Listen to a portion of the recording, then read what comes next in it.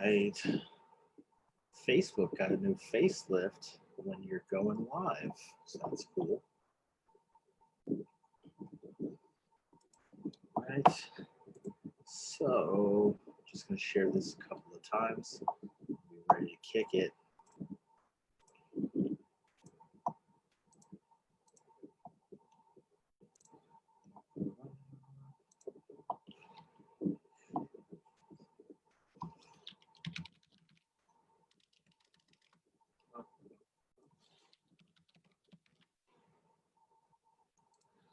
All right, so this is shared into the Digital Foundations group. So awesome. Just verifying that we're live here. Boom, live on Carbon Digital page. And boom, we are live in the Digital Foundations group. Awesome. All right, so everyone, this is Jared from Carbon Digital and the Digital Battlefield podcast. So today we're talking about what is branding.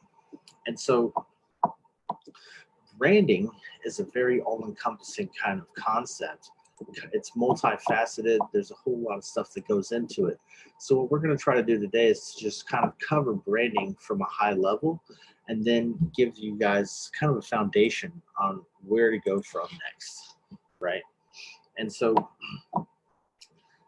a lot of people ask, what is branding?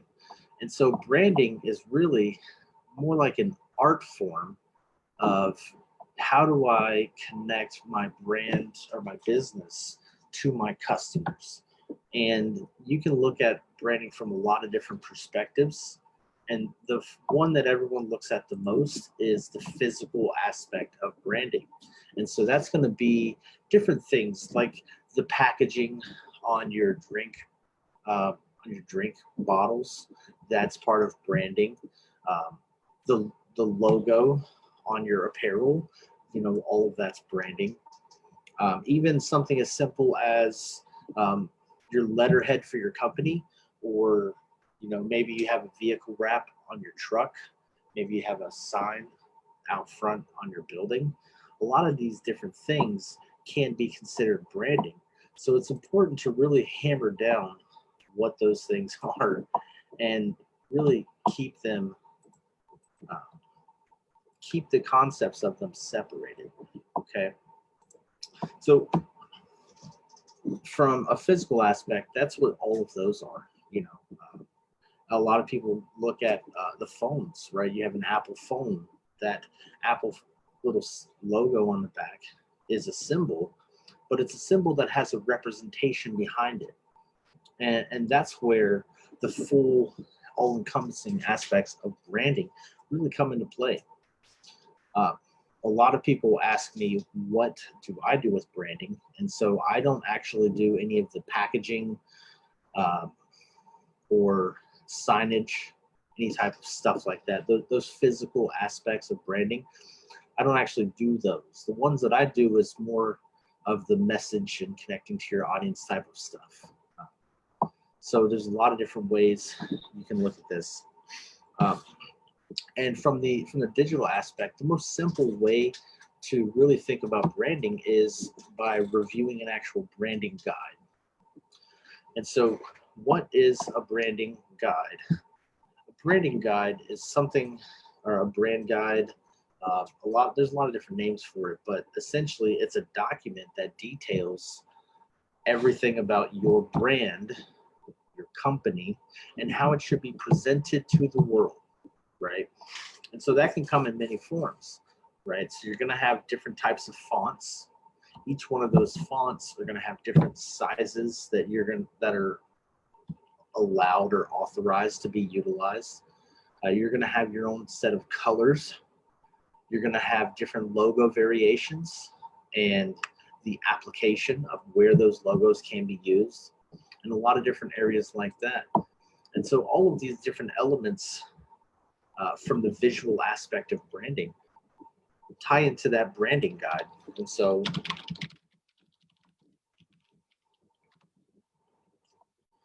I'm actually looking for an actual brand guide to show you what I'm talking about. brand guide templates. That's not going to do it. You know what?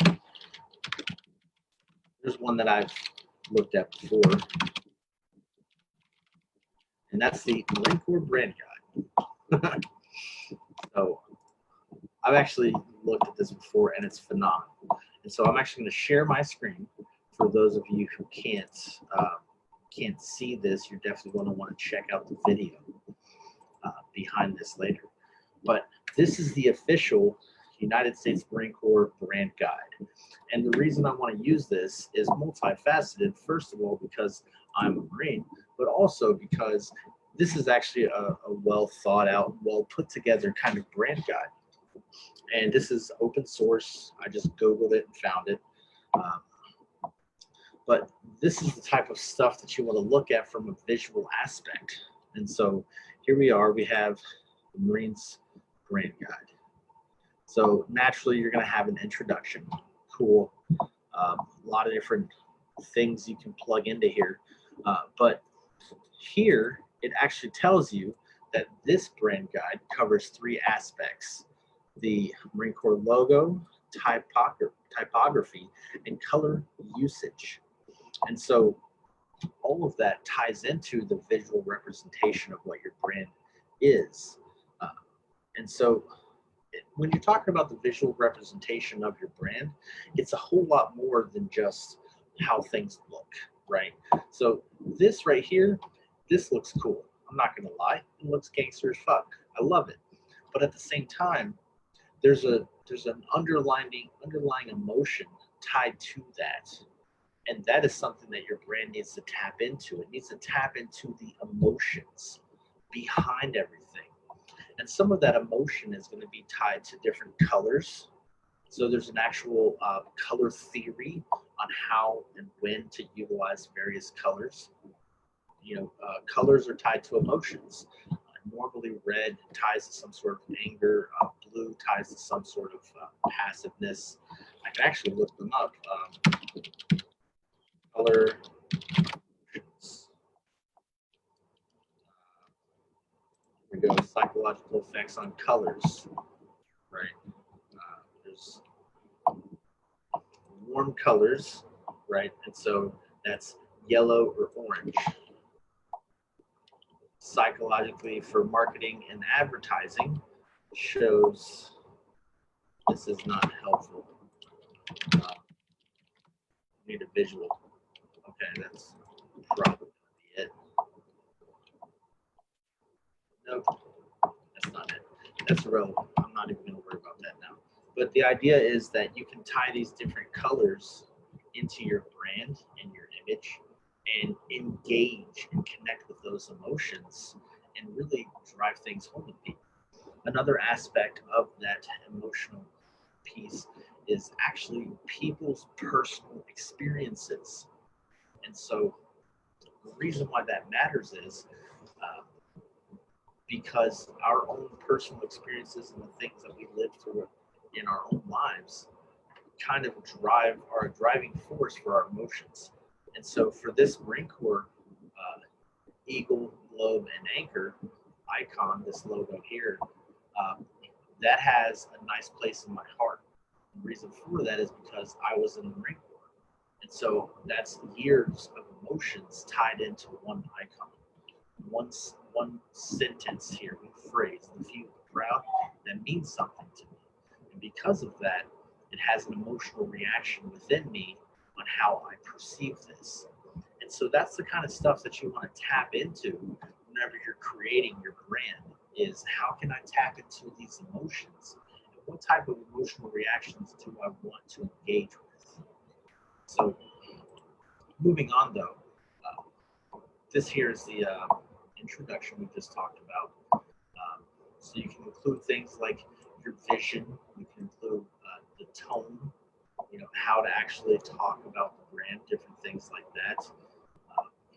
Consistent public image.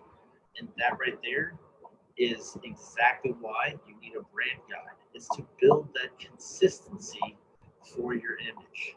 Hey, what's up, Travis? I see you loving it. Awesome. if you have any questions about what's going on, man, just comment in the Digital Foundations group. So,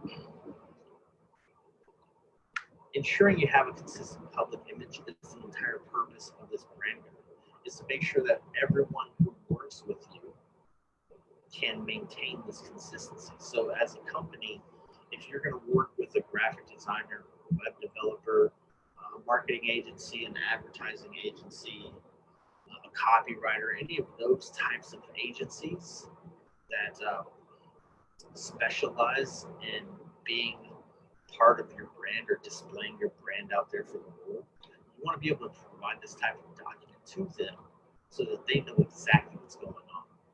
And you want to make sure it's in the language that they understand. I have a client from Canada, and their primary language is not, their first language is not English. So the brand guide that I have received and I've looked at is not in English. And so I can't really read anything, and that makes it more complicated. But also, the rule that I have with this company does not necessarily involve me being able to understand every facet, because I can just call them onto it and say, hey, is this in line with what you guys are doing, message, vision, image, and all that stuff? Does this stay in line with that? And they can just tell me yes or no. So there's still some positives there, but nonetheless, that's the purpose of the brand guide. So moving on here, dealing appropriately with the media landscape. So media, social media, how you respond to things. That's all very well. And here's a good example of using a vertical logo versus a horizontal logo, right? That's exactly why you have one of these, is to identify how this is done. And in some of the ones that I've seen, there's actual dimensions identified on how far away the edge of this logo needs to be from the end of the text. So some of them get really hyper specific in areas like that, and some of them are kind of general, like this one is. But you can clearly see this logo is centered in front of the top of the words, and so kind of, as long as it aligns like that, it usually isn't a problem. But at the same time, why not just put the two in a single file? And then that way you prevent that from happening. Moving on, we have different logo elements, right? And so this is different variations and things that you have as part of your logo. So here, for anyone who is not familiar with Record, this version of this is called an EGA, Eagle Globe Anchor. So this EGA here is silver with gold on it. That is what officers use. This one here is all gold. That's for enlisted. And this one here is the kick-ass tactical version that just gets used as needed. When you're looking at uniforms, like that's how that breaks down. Here we have different variations on how the different versions of text and how that looks.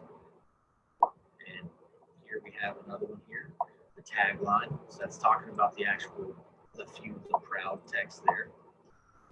And it's here now we're looking at different sizes for the text. And this is what I was talking about, where there is a specific set of dimensions. And so this is the type of stuff that you need to identify within your brand to maintain that level of consistency. Here we're talking about the clear space, or as some call it, white space, which is excess space around everything, which also in print, they might call this the bleed. And whenever you're designing for print, they might call it bleed. But that's just the space around it so that you have more white space, so to make it pop a little more, make it stand out. And so now we're getting into the typography. It looks like they have a trade Gothic, which is a pretty popular font. and it tells you how it's used. Right here, it's looks like headlines are all caps. Cool. Here we go. Here's the exact font information. Right. So this is a big headline, medium headline, and a small headline. That's exactly how that gets used. And a lot of times, you'll actually have the font size identified on here. Well, this one says 100 points, so that's what that is. But that's not the actual font. That's the Kimming. That's what that is. I have no idea what that is. Not gonna lie to you guys. And so right here, I guess these are the ones they have a license for, and these are unlicensed ones. So basically open source. Moving forward, it looks like they have several different font types. Each of these font types, sans serif, serif, have different purposes. And so a lot of times, these branding guides will actually dive into what that purpose is and how they're used and different things like that. So here we have a little script type of font. Here we have a stencil type of font. And then this is the sexy part that I like most, is the colors. So this tells you in every variation what colors you are using for everything. And so this is used for the internet, for print, for fabric, for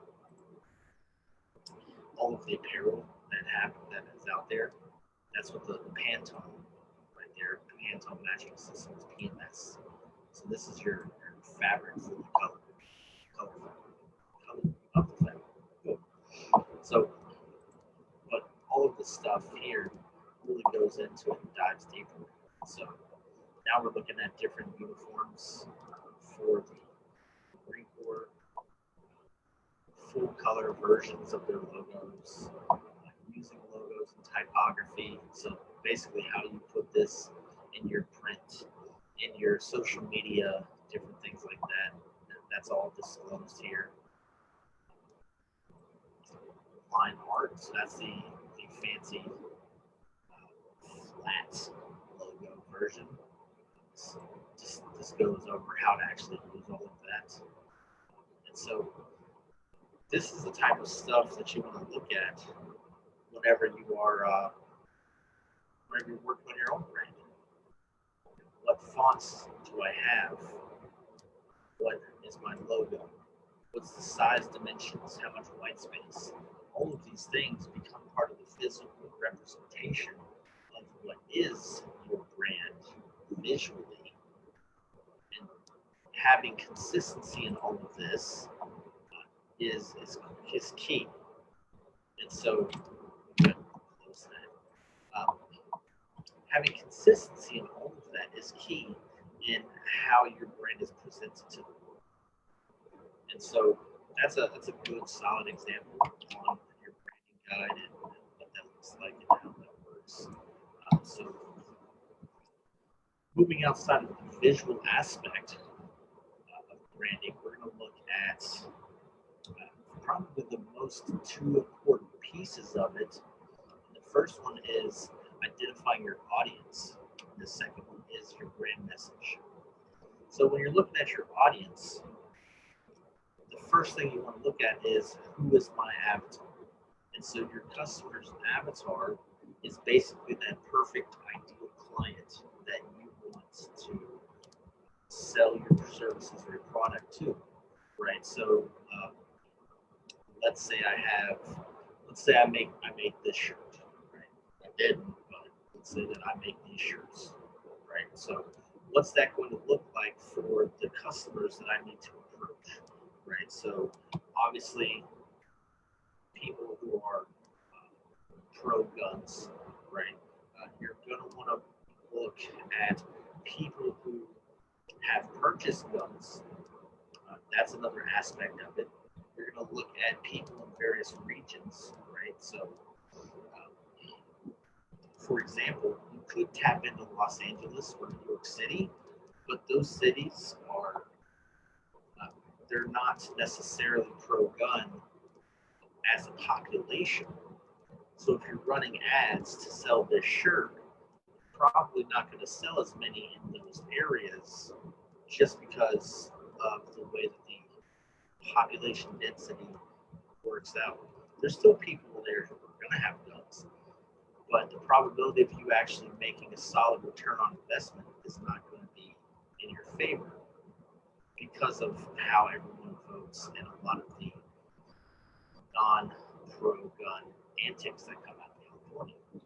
So you would probably want to target places like Texas, who is significantly more pro-gun.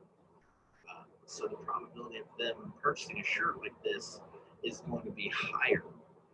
So all of this ties into targeting your audience. Be laser focus and target them actually. And the way that targeting comes about is specifically in your advertising for the most part. So, for example, with Facebook advertising, you can get hyper specific on who you target, and it's amazing, right? You can dive into demographics. So, where you're located, how much money you make, do you have kids, do you have a dog, did you go to college? Like all of these different areas are different things that you can check off and say, yep, I want to make sure that they make $100,000 or more. And so you can apply all of those demographics to your target audience and use that to make sure that you're talking specifically to those people who fall under your customer avatar, who fall into that perfect customer realm. And so it's really important to identify who your target is. For my own business, for Carbon Digital, I target businesses who make $250K annually or more. I also target on a different segment. I also target businesses who make between 100K and 250K annually. And so that's two separate target audiences that I have for the services that I provide. And so you can actually do that. You can have multiple offerings, you can have multiple audiences, right? So for this shirt here, it's probably not going to, you can target the people who are actually very pro Second Amendment type stuff. You target those people specifically, but you could also target their families, right? Maybe target the wife, the kids. Obviously, if they're 18, you don't want to go down the path of targeting teenagers under 18 minors. That crosses a relatively unethical line that a lot of big companies don't care about, but I personally care about. You 18 and up, you can target kids who have parents. You can target aunts and uncles or nieces and nephews, depending on how all that plays out. But you don't have to actually target the people who you want to wear this shirt. Don't have to actually be your target, because you can target the surrounding people around them. And so there's a lot of different things like this that you really have to look into to really identify who is your target. And you could have one target, you could have 5, you could have 10. But the more audiences you have, the more work you have to do to put yourself in front of them. And that's something that a lot of people don't really consider is, how do I get in front of those audiences? Well, that's going to come with a whole lot of work in advertising, SEO, making sure that your brand message is on point, a lot of different aspects like that. But it's no small feat to put yourself out there, especially if you're talking about you're in your first year of business, you're still early on. Getting out there is the most important piece, and making sure that this stuff is squared away is going to help you do that even better, right? And you don't necessarily have to do any of this, right? You don't. You walk up to somebody and start selling right now. You can't. But having this digital presence, having this brand guide, having all of this stuff laid out, identifying who your target audience is, all of these different aspects are going to help you achieve that goal even better. It's going to be easier to sell because you have all this stuff already prepared. And so the final aspect of branding that I do want to talk about is your brand message. And so your brand message is probably the most important piece of everything for your branding. And the reason I say that is because your brand message is something that gets applied to everything. It goes everywhere. It can be everywhere. And so the different aspects of your brand message, there's a lot of different ways to do this. But I prefer what's called the Storybrand method. And so because I prefer this is what I promote. I've used this for my own companies, and it's made things significantly different. Not as significant to say that I'm a millionaire. Quite frankly, I've made like a few $100 this month, but still, knowing all of this and taking the time to really hammer it out is something that's insanely powerful. And so I'm actually going to show you what the Storybrand framework is by sharing my screen. And so this is mystorybrand.com. You can see here that I've already started applying the Storybrand to the different services that I offer. But this one here is just blank, so that way I can share it with people. So this is the entire Storybrand framework. And I recommend everyone out there to go buy the book. And just for reference, let me just share my whole screen. For reference, you can actually go to Amazon and buy their book. Their website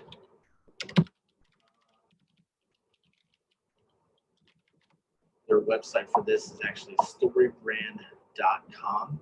They have webinars, they have workshops, they do a lot. And so you can definitely check them out, storybrand.com.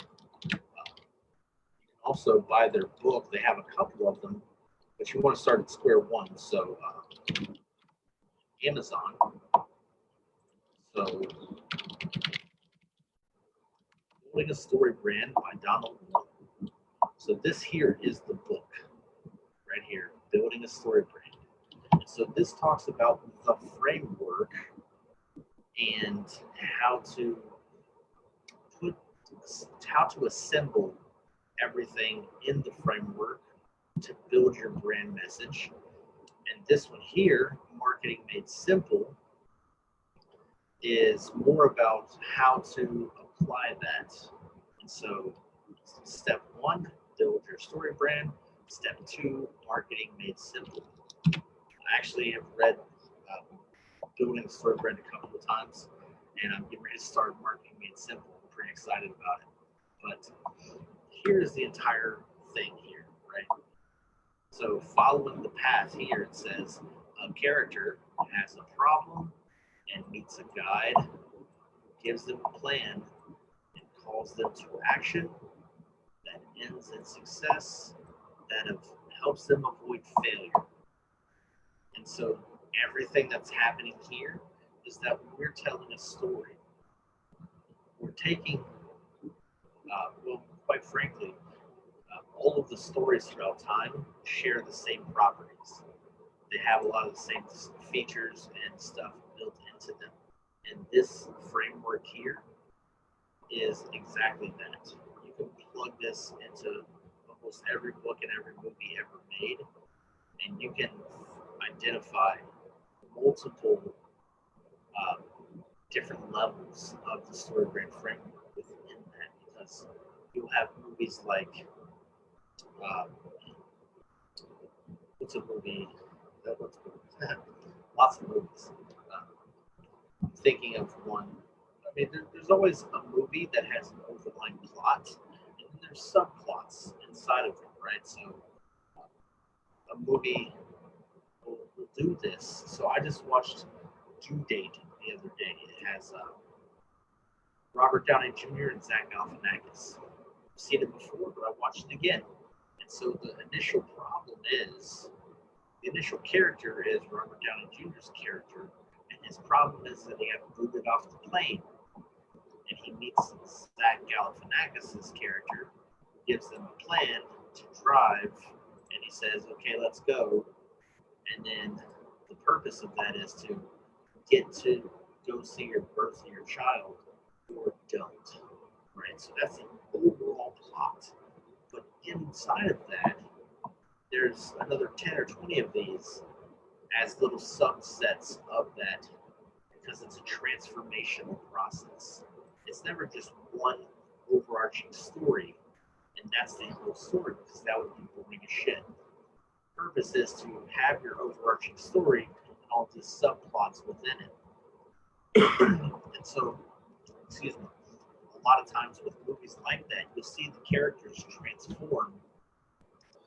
By the end of the movie, they'll be a completely different person.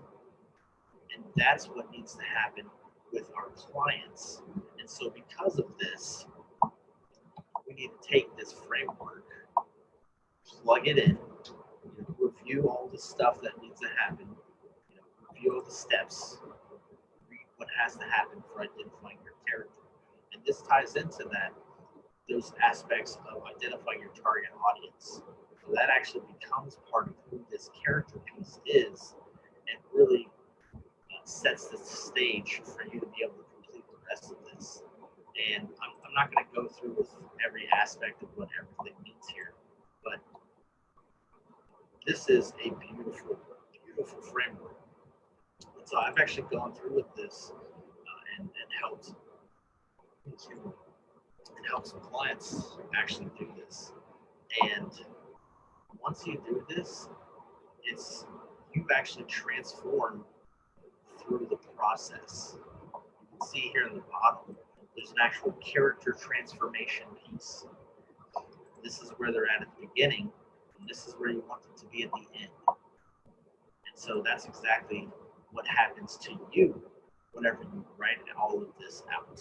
You actually transform into having a better understanding of who your customers are, what their problem is, and how you fix it. And so that's exactly why going through something like this is definitely beneficial for everyone. And that's why I recommend it so much, because it's that powerful. And so you can actually go to mystorybrand.com. That is free. It's not going to be as beneficial for you if you just go to their website and sign up on the free plan and then get started. It's really not going to be that beneficial for you. They do have some videos in there, but at the same time, there's a whole lot of background information that you want to really make that as powerful as it can be. And so all of this from the Storybrand concept ties into your messaging. And when you have this, they actually even tell you this in your book. Or in the book for building Storybrand, they would say this. You can take this Storybrand and you can make it multi-dimensional. And what that means is, let's say that you have, what's a company? Let's say you have a construction company. Actually, I know a guy. He's out of Houston. He has a Houston area.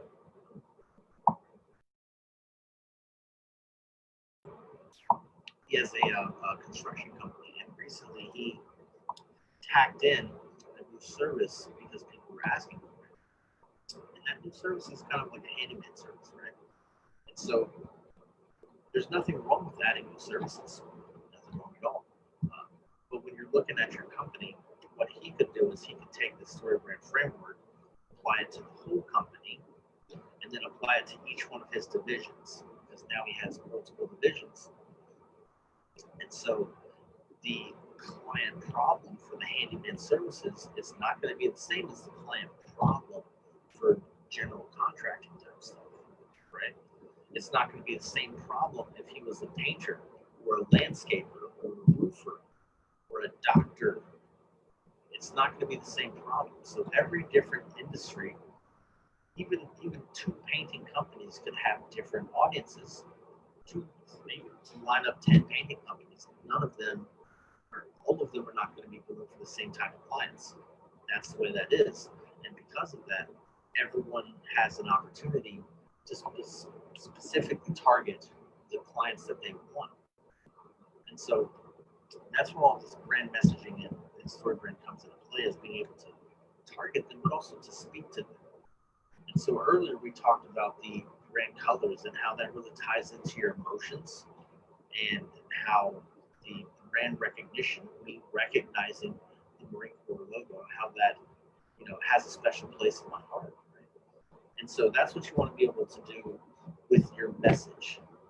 Whenever you take that framework and you write it all down, that's going to give you the baseline of what everything that you do needs to match. So if you're putting up a social media post talking about how clients can benefit from your services, you want it to match the actual storyboard. When you're looking at your email marketing and you just published a blog post about how a client can benefit from your services, and you want to put that in your email and send it out in class, right? So you need to make sure that your blog and your blog could be autonomous from your actual brand, but nonetheless, whenever you're talking about your company within your blog, and whenever you're doing your email marketing, you want to make sure that that stays on point and you stay on message. Again, this taps back into that consistency. And so, if you talk to some of the most successful people in the world and ask them what's one thing that helped you grow your business, consistency is one of the few items at the very top of the list. And so by achieving consistency, you become dependable. When you become dependable, you achieve brand recognition. Brand recognition is the concept of someone seeing your logo and instantly knowing who you are, right? And it's not just one person, it's freaking everyone, right? So think of like Coca-Cola, McDonald's, Apple. Those companies, you can look and see their logo and know instantly who they are. And when you get every one of your clients and potential clients, everyone in your customer avatar realm gets to that point where they can recognize you, you have achieved brand recognition. And that's what propels you through the next phase of growing even more. And so this consistency is highly valuable. It's highly valuable. I don't know why anyone would not want to do it. And yet time and time again, I see people all the time, I see companies who can't maintain that consistency. I see it every day. I look at a website for a company every day. And every day I see problems. At the same time, I look at my own website and I say, what the fuck? Because I have a problem applying the same stuff that I'm preaching to everyone. I have a problem applying it to my own website. It's like the hardest thing I will ever do is applying my own principles. It's crazy how hard it is. So my goal is to achieve that for myself and prove to everyone, if I can do it, you can do it. Right? Because I can do this for clients all day. It's easy for me. When I go to think about myself, it's the hardest fucking thing in the world. And that's also why I know exactly what everyone here is thinking. Because when you go to actually apply some of these principles to your own company, it's not going to be easy. It really is not. It is the hardest thing you will ever have to do for your business, is to sit down and be pure and totally honest with yourself about where you want to be, about what you want to do, about who your audience is, about what their problem is, and how you're going to fix it. All of these things is not something that's going to happen overnight. It's not. All of these things take time. You're going to have to start at square one, massage it out a little bit, mold it a little bit, and see where that takes you. Think of your brand as Play-Doh. That's what your business is played on. Because your business needs to be whatever it needs to be able to make that emotional and visual connection for people. Because at the end of the day, your goal is to get them to convert, turn them into a blog subscriber, turn them into a subscriber on your YouTube channel, turn them into a person who actually takes action on your website, right? Maybe you want them to just submit a form. Maybe you want them to book a call. Maybe you want them to just call you right now. Maybe you want them to buy right away. Whatever it is that you want them to do to interact with your brand, that's what your goal is, to fit them into the pipeline so that you can make money. It doesn't matter if you're for-profit, non-profit, or you're just selling shirts outside of the back of your car in your trunk. It doesn't matter what you're doing. That is your goal. If you don't have cash flow, you don't have revenue, you don't have a business. That's a problem. If you don't have a business, what are you doing? Realistically, like, what are you doing? And so that's why every bit of this matters. It all matters. Unfortunately, everything matters at the highest priority all the time. And so that's how it feels quite frequently whenever we're looking at these issues.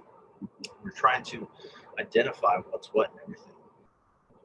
Whenever you're looking at your branding, you're looking at, okay, what fonts do I need? What size of the font do I need? What colors do I need? What's the different sizes of my logo? How's it going to be displayed? What is my message? Who's my target audience? All of these different aspects, you're going to have to look at it. You're going to have to define what those things are. And the problem is that most people don't define it. Most people just let things ride, play it by ear. You can't do that. The reason for that is because when you take your brand and you define what it is, in a previous call, it was actually yesterday, we talked about process.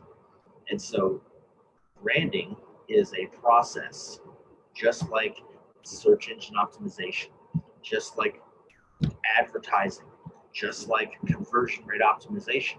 All of these things are a process, okay? And everything under the Digital Foundations umbrella is a process. The reason it's a process is because you're never going to do this once, ever. If anything, you're going to do it at a minimum annually. You're going to have to review your brand regularly to ensure that it's achieving the desired results, but also to ensure that everyone is following the consistency that you have established. You're never going to stop worrying about your brand unless you train your people to be correctly. If you train everyone correctly, then it should never be an issue. But you're never going to have to stop looking at this ever. Same thing with your advertising, your SEO, just everything. The purpose of Digital Foundations is to help you establish a foundation so that you can maintain it. And so that's just a few things within the branding realm that I kind of want to talk about. There's a whole lot of different things. Like we could really tap into like the art of writing a headline and how that aligns with your brand. Like we could get hyper specific on a lot of different things, but this is kind of like the crash course version. So if you guys have any questions, comments, concerns, pop them into the in the live video there, and I'll respond. I'm checking now. Digital Foundations, no comments.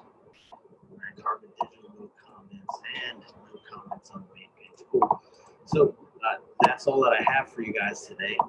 So on Monday, we're going to circle back to this. I'm going to do another live call so everyone can hop in and talk about and discuss what you think about branding and see what we can come up with on how to apply that to your own organization. organization. All right, guys, that's all for today. Until next time, later.